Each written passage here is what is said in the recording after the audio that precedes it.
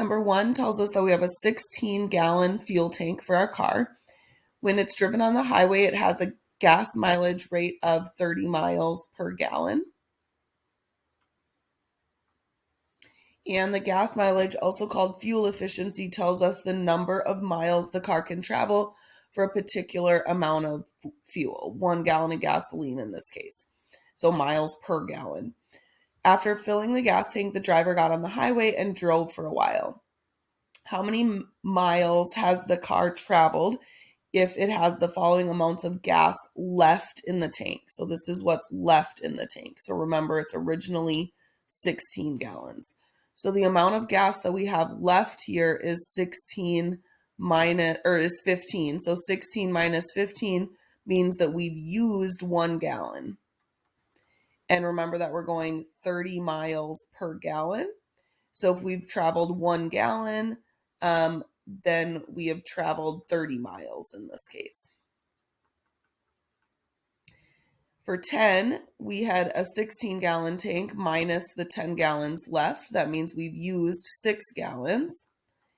And every 1 gallon goes 30 miles. So 6 times 30 means that we've traveled 180 miles.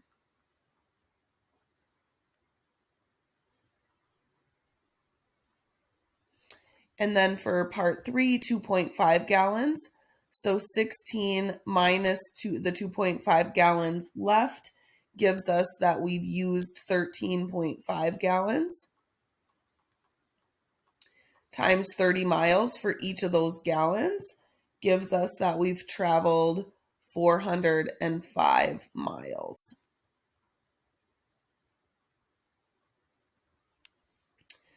Then part B asks us to write an equation that represents the relationship between the distance the car has traveled, D, and the amount of gas left in the tank, which is X. So the distance that it's traveled equals, now look what we did here. We did 15 so this is what's left. So X is the amount left. So that's this. And so we did 16 minus 15, 16 minus 10, 16 minus 2.5 gave us the amount of gas left in the tank, or the amount of gas that we've used. So we did 16 minus the amount left us with how much was used, and then we multiplied that by 30. That gave us how many miles we had traveled. Then part C, how many gallons are left in a tank when a car has traveled the following distances. So now they're telling us how far we've traveled. So now they're telling us this part, and we want to go back to how many gallons are in the car. So we know that 90 miles, we travel 30 miles per gallon. So if we do 90 divided by 30, that tells us that we've traveled, or that we've used 3 gallons of gas, which means if we had 16 to start with and we subtract 3 that we've used, that we should have 13 gallons left. 246 gallons or miles that we've driven divided by 30 gives us how many gallons that took us. And so that's going to take us 8.2 gallons to go 246 miles. So out of 16 miles in our tank, we've used up 8.2 of them. So we have 7.8 gallons left.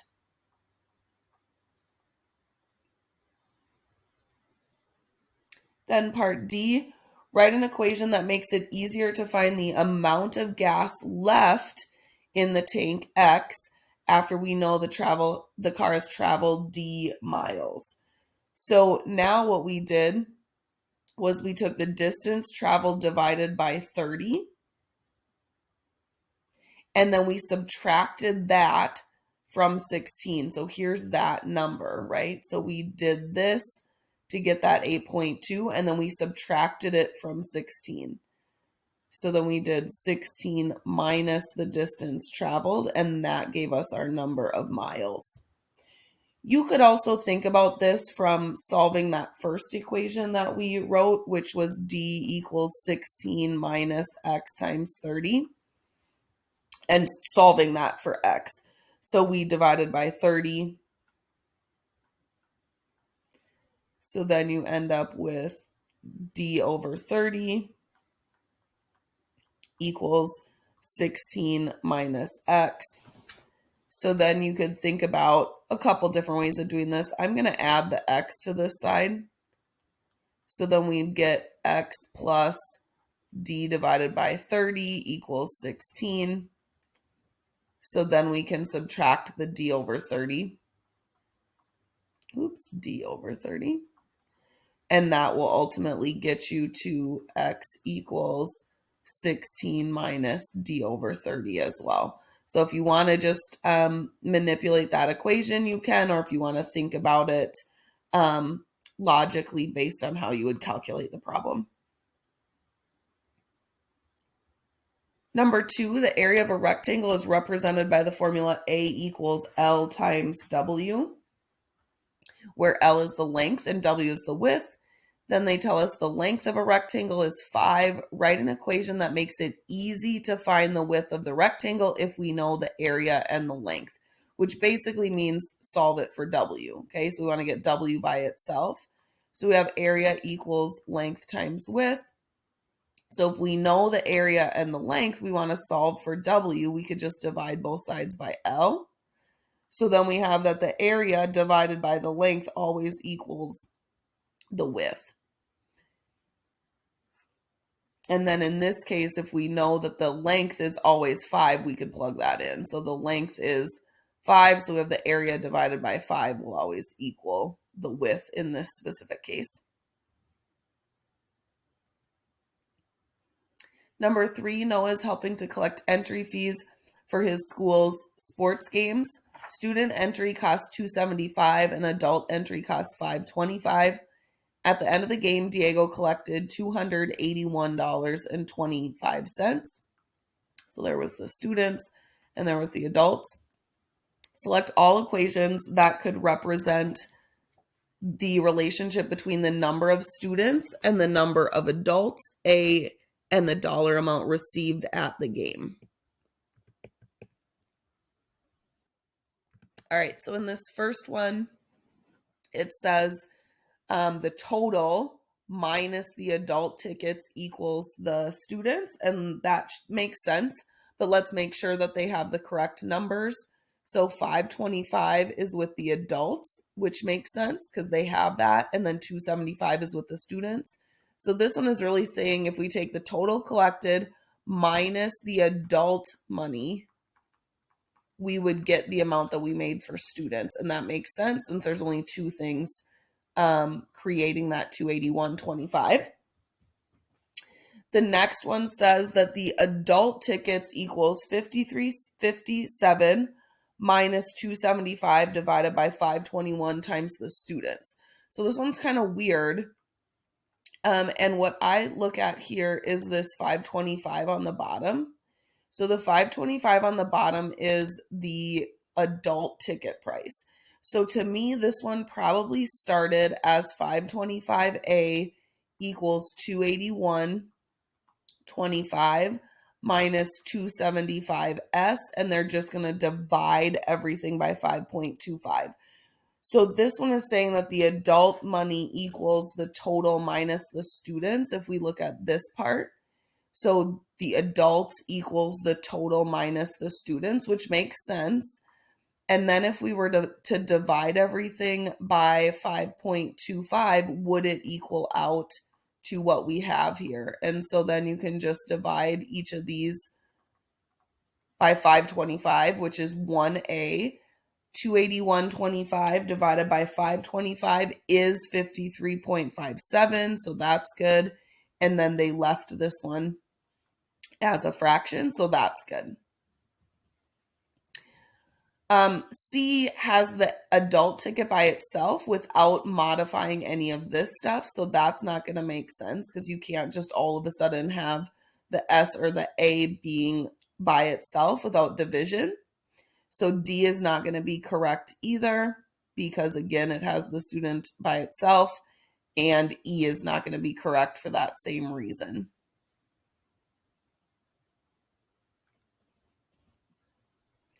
Number 4, volume equals pi times the radius squared times the height is an equation to calculate the volume of a cylinder, where R represents the radius and H represents the height. Which equation allows us to easily find the height of the cylinder because it's solved for H? So which one solves this for H? And so I'm just going to solve for H off to the side here, and then we can match it. So to get H by itself, we see that both pi r squared are all attached by multiplication. That means we're going to end up dividing both sides by pi r squared. So volume divided by pi times the radius squared will equal, and then this is 1 and 1, so just H. So this is the equation solved for H, and we see that down here at letter C.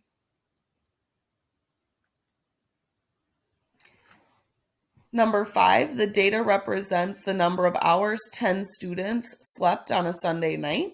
Are there any outliers? Explain your reasoning.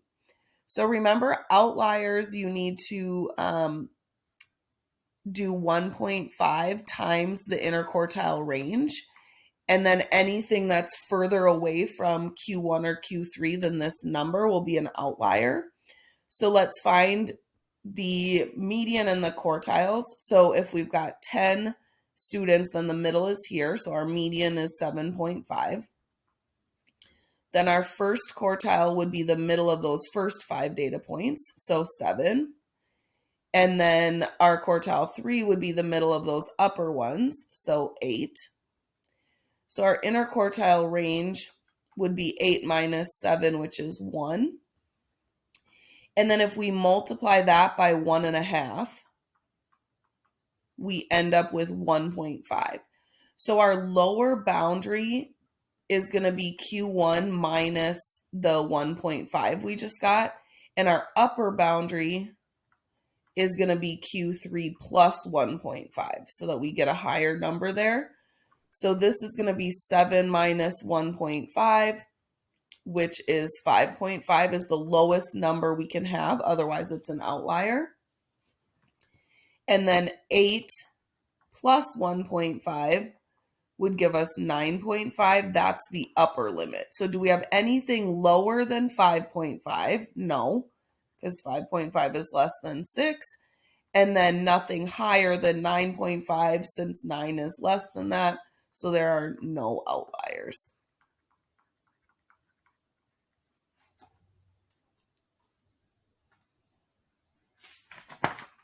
Number 6, the table shows the volume of water in cubic meters V of a tank. In a tank of water has been pumped out for a certain number of minutes. So we have this tank of water and we're pumping water out for this much time. Here's how much is left in the tank. Which equation could represent the volume in cubic meters after T minutes? So now they give you a table. So you could just plug values into each of these to see which one matches the equation. You got to plug in at least 2 or 3 to figure this out. I would plug in, probably 3. So when we look at this, so 30 minus, so if you plug in 0, 30 minus 2.5 times 0, well, that's 30 minus 0. So if we plug in 0, we get back 30. So the first one worked. Okay, so then let's try the next data point. So 2.5 times 5. So 2.5 times 5 is like 12.5, and that's going to not work because that's not going to equal 27.5. So A is going to be wrong. So then we could go ahead and, try the next one. So if we plug in 0, we know we're going to get back 30 because this is going to be 0.5 times 0. So let's try the next one. So 30 minus 0.5 times 2.5.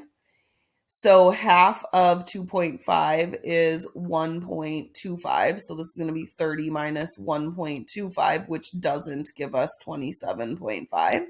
So that one doesn't work. Part C is going to be 30 minus 0.5 times 5 squared. So this is going to be 30 times 0.5. 5 squared is 25. Half of 25 is 12.5. So 30 minus 12.5 is not 27.5. So it's not going to be that one. So then we can check out this next one. And the thing that changes in this next one is that this is 0.1 instead of 0.5. Oops. Okay, so 0.1 of 25, so 0.1 times 25 is 2.5, and 30 minus 2.5 is 7.5. So that seems to be working out, but we can check one more. So 30 minus 0.1 times 10 squared.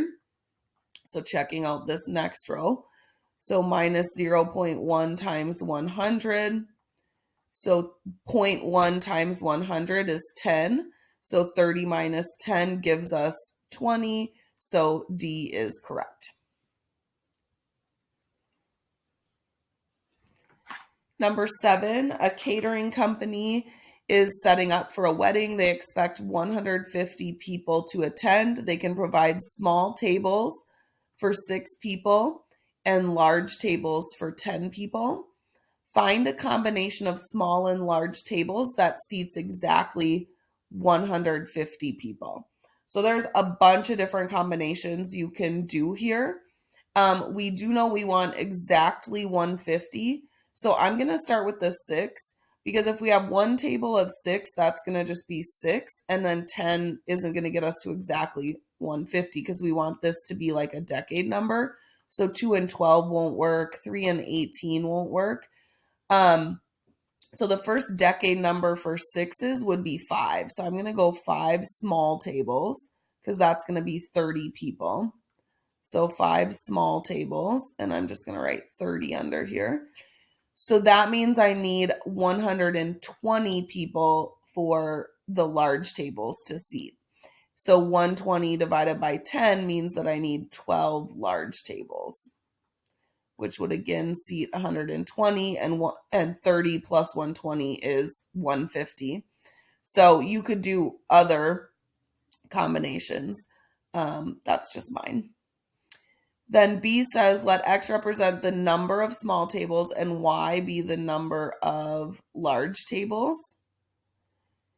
Write an expression to represent the relationship between X and Y.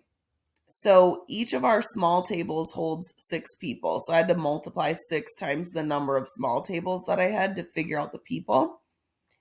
And then 10 people at every large table.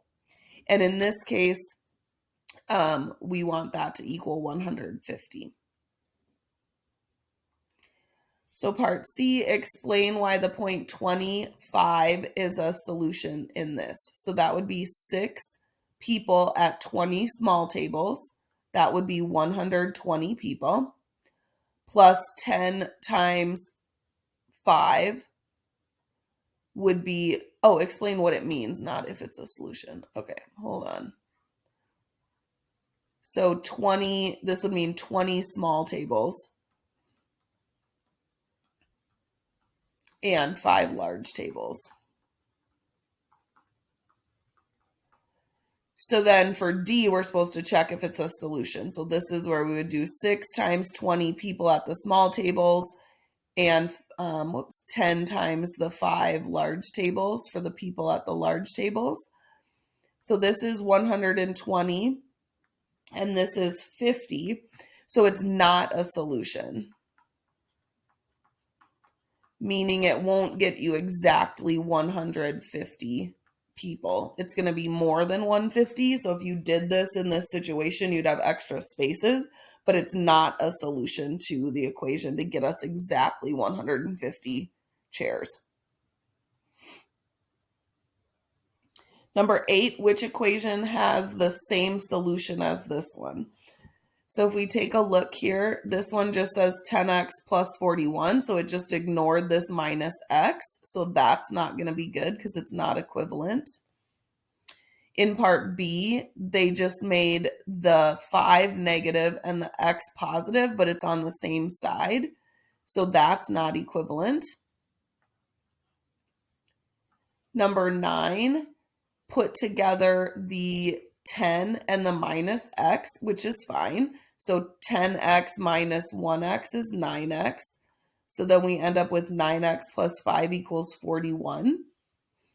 But then they added the 5 and the 41, which you can't do because we need to bring the 5 to the other side by subtracting it so that this side will be 9x plus 0, and then we get 36 over here. So C is not correct, but D would be fine because it's right here where they just combined the 10 minus 1x.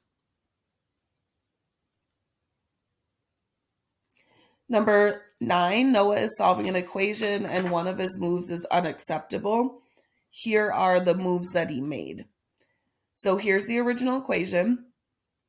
Then he applied the distributive property. So we got 2x plus 12 minus 4 equals the 8 plus 6x. That's fine. Then he combined like terms, which he combined the 12 and the negative 4. And 12 minus 4 is 8, so that's fine. Then he subtracted 8 from both sides, which would give us 0 and 0. So we got 2x equals 6x. And then he divided by x to both sides. And this isn't something that we can do. So we don't want to do this because when we divide both sides by x, it could lead us to think that there's no solution when in fact we could have plugged x equals 0 in here because 2 times 0 equals 6 times 0 because both equals 0. So B would be the correct answer there. We do not want to divide by the x. Number 10, Lynn says that a solution to the equation 2x minus 6 and 7x must also be a solution to this one. Write a convincing explanation as to why this is true.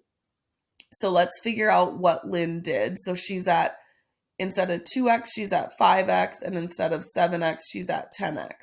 So what it appears Lynn did was just added 3x to both sides because then we'd get 5x minus 6 and we'd get 10x. And this is definitely an okay thing to do. So let's type it out since it wants us to do an explanation here. So yes, this is fine because all Lynn did was just added 3x to both sides of the equation, which is an acceptable algebra